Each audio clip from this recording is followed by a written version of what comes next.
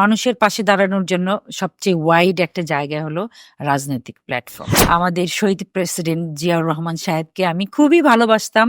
উনি আমাকে স্পেশালি আলাদা করে চিনতেন। ও কনক চাপা না? ও আপনাদের স্কুলে পড়ে? বাহ! দারুণ তো।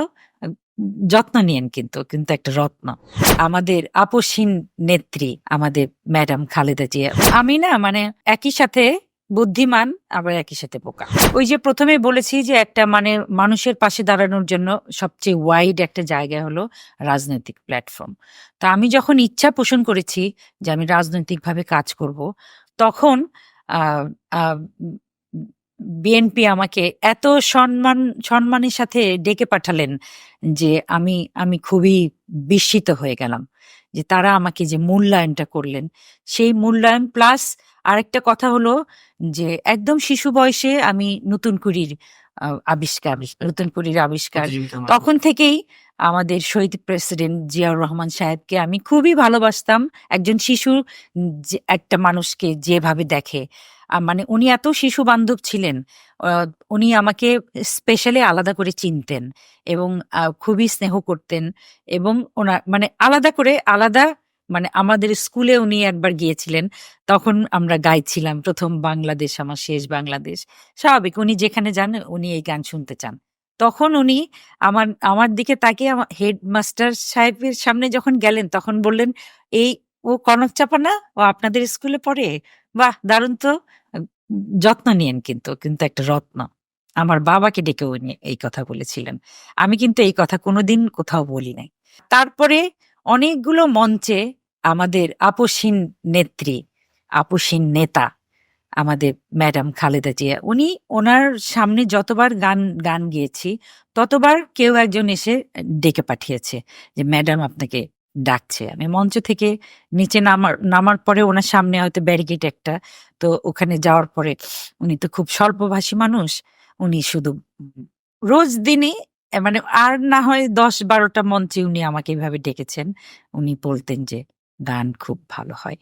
তো মানে আমাকে ভালোবাসে বলে, হ্যাঁ, ওনার মতো করে উনি ছোট্ট করে তা আমি আমি জি দোয়া করবেন।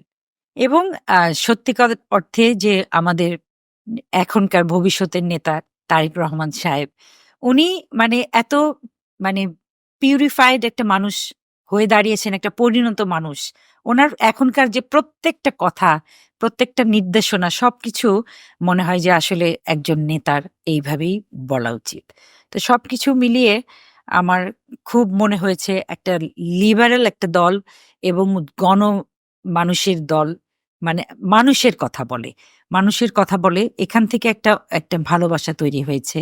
যে ভালোবাসাটাকে আমি অন্ধ ভালোবাসায় বিশ্বাসী না। আমি চোখ খুলে সবকিছু দেখি, কিন্তু আমি আমার দলকে খুব ভালোবাসি। আমি না মানে একই সাথে বুদ্ধিমান আবার একই সাথে বোকা।